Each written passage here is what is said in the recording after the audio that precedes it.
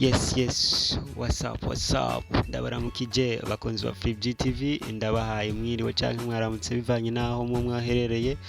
Ndavuze nti big up sana ku bantu badukurikirana bari ngaha mu Burundi, abari USA, abari America, Europe, ka mwese ndabavuze nti amahoro y'Imana bane namwe. Kuri microphone ni MC Breezo from +257. Ndakubwira ati koresha umwanya, Free GTV twe dukoresha umwanya to the next level. Utirengo ndababwira iki today, zindutse inkuru ivugwa kuri Bain Turo. Murazi ko neza bafitanye indirimbo na Bain yarimo ba Sabi na DJ Corona. Ndakwitsa ko rero no musazindukanye inkuru ya Bain Turo, aho bavugwa berekana amafoto y'ikoti, yambaye ikoti isa ni ya nyene cyubahiro president, nuko babikoze babigize uko kugira ngo bacafuze Bain Turo nkuko nyene avyivugira, nkuko nyene yabivuze muri kano ka video. Urashobora kukaraba gatoya hama tukabandanya ivyo twabateguriye.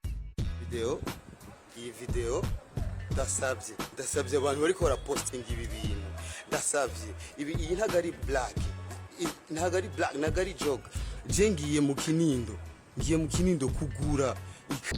Utira bimeze gute?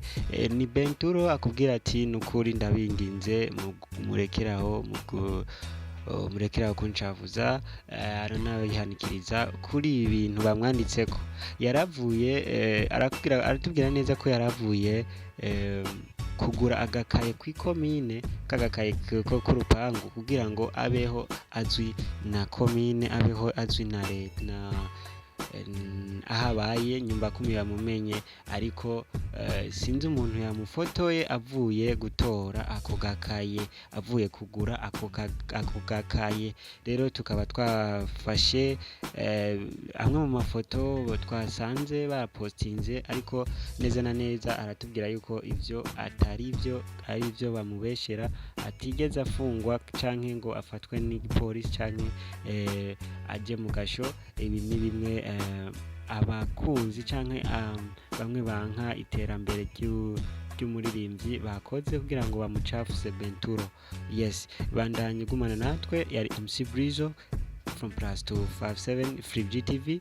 Enda kwibutsa kugira subscribe, like na comment. Koresha umwanya kuko natwe tukoresha umwanya. Ciao.